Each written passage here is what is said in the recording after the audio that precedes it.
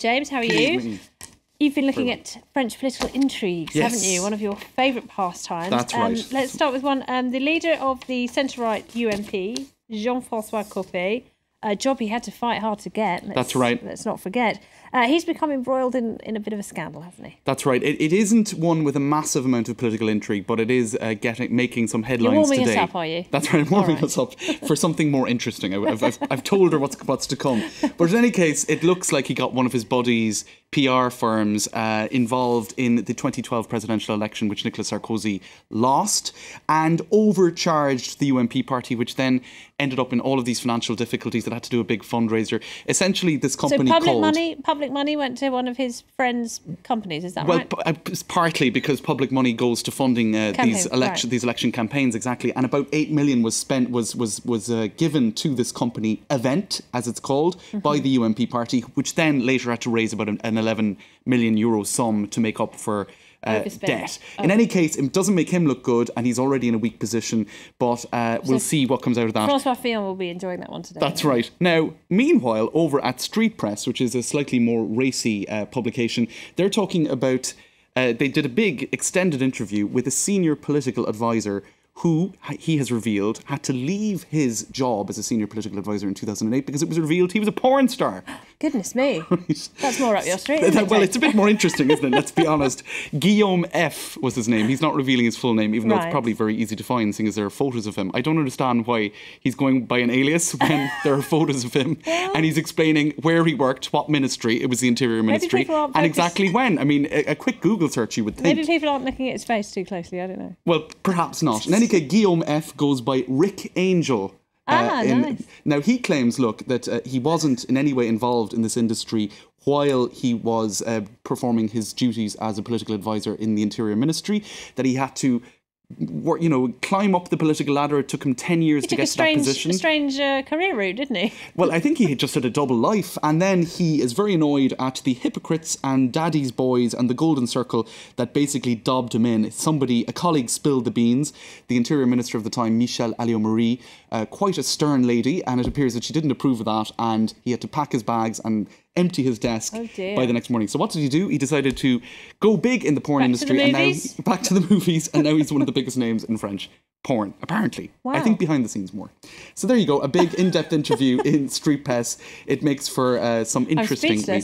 Speechless indeed. Okay, only in France. Talking about only in France, bit of a reshuffle in the cabinet. Now, I was going to say... people are at least looking towards it. It's probably inevitable at this stage. There will be eventually a reshuffle, but I was just thinking of the reshuffle in François Hollande's personal life. That's right. And Valérie Trierweiler's out. That's it.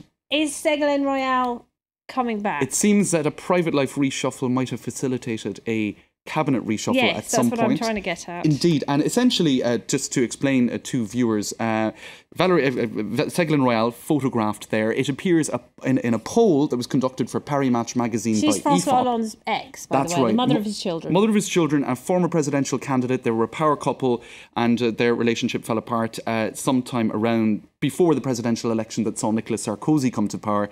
This lady ran against him at the time. In any case, Valérie Trierweiler, who we heard a lot of in the last month or two because of her separation from François Hollande, she famously did not get along with Ségolène Royal. There was a lot of speculation that Ségolène Royal did not get a ministerial position because of Valérie Trierweiler's dislike for his former, now her former partner's former partner. Anyway, it gets complicated.